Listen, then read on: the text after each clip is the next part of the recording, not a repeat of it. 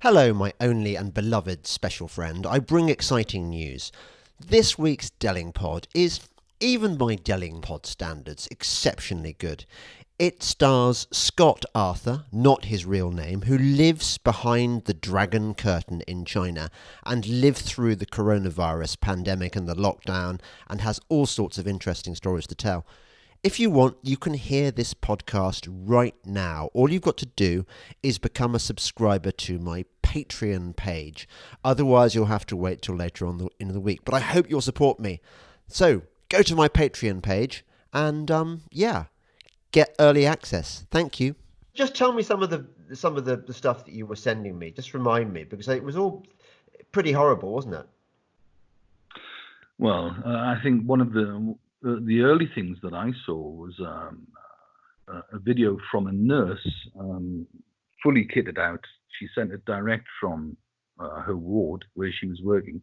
She was very distressed. It was several minutes in length. And I think it was probably about the second day of the lockdown, or thereabouts in Wuhan.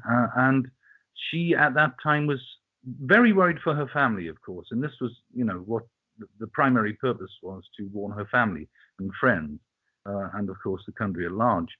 But at that time, she said there were already 95,000 people who were down with the illness, and already thousands of dead.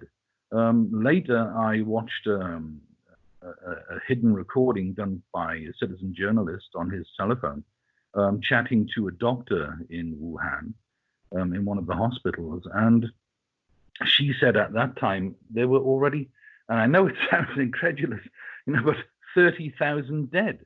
And then I saw videos of people who worked in crematoria, stating that they were overworked and were working non-stop.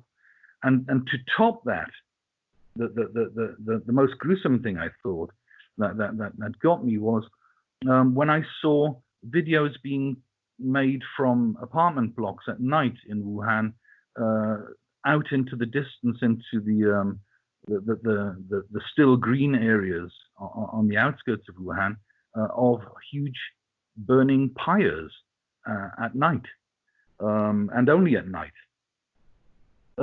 Just to name a few things. And I couldn't understand why the media in the West wasn't getting this, or why our own government seemed to be not getting it.